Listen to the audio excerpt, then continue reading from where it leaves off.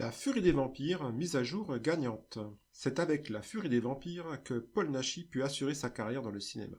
En effet, le succès rencontré en salle par le film de Léon Klimovsky fut tel que l'ancien catcheur se retrouva dans la possibilité d'endosser une bonne dizaine de fois le même rôle de Waldemar Daniński. Par la suite, la succession de films mettant en scène l'infortuné noble, subissant bien malgré lui la terrible malédiction du loup-garou, ne prit fin qu'en 1981, lorsque Paul Naschy se chargea de réaliser lui-même El Retorno del Hombre Lobo, unanimement considéré comme le meilleur film de la saga des Daniński. Il était temps, car la même année, Joe Dante et John Landis mirent fin à la vision romantique et gothique du loup-garou. En ce qui concerne l'histoire dans La Furie des vampires, Elvira et Geneviève partent à la recherche de la tombe de la comtesse Vandessa, terrifiante créature de la nuit, selon la légende. Le périple des deux femmes les emmène jusqu'au château de Waldemar Daniński, qui est en réalité un loup-garou. Elles ne le savent pas, mais il vient tout juste d'être ramené à la vie par deux scientifiques inconscients. Vieil ennemi de la comtesse vampire, Daniński ne se fait pas prier pour apporter son aide aux deux jolies étudiantes. Et c'est ensemble qu'ils mettent effectivement la main sur la tombe de la comtesse Vandessa. Toutefois, en voulant retirer la croix enfoncée dans la poitrine du vampire momifié, Geneviève se blesse bien malencontreusement. Contre toute attente, le sang qui perle sur le squelette va même réanimer la terrifiante vampire. Waldemar, qui se transforme la nuit en loup-garou, pourra-t-il désormais aider les jeunes femmes à contrer les funestes conséquences de leur curiosité ? Si Paul Naschy s'est senti obligé de prendre les choses en main en 1981, c'est évidemment parce que les œuvres précédentes ne répondaient pas à ses attentes de qualité.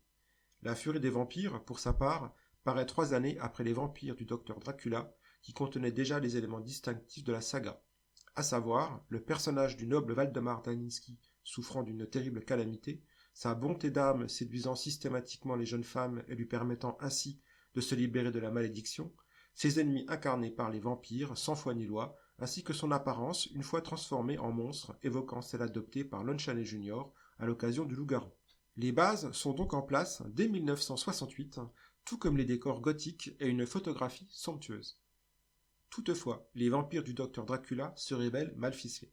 En cause, un scénario incohérent et des erreurs de tournage capables de donner le fou rire même aux plus grincheux.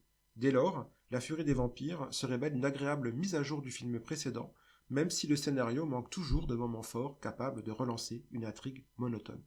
L'un des atouts les plus séduisants de La Furie des vampires reste, indiscutablement, son casting féminin composé en particulier d'une Autrichienne et d'une Allemande charmante et qui se montre bien moins pudique que Dianik Zurakowska, l'héroïne des vampires du docteur Dracula.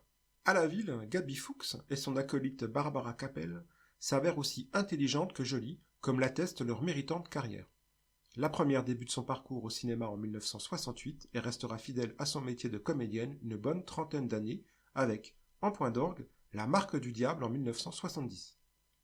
Après une courte période où elle se fait remarquer comme actrice spécialisée dans les rôles au sein nu, la seconde, pour sa part, rejoindra la télévision où elle connaîtra un succès retentissant en participant à des séries pour enfants, avant de finalement se reconvertir en auteur de pièces de théâtre.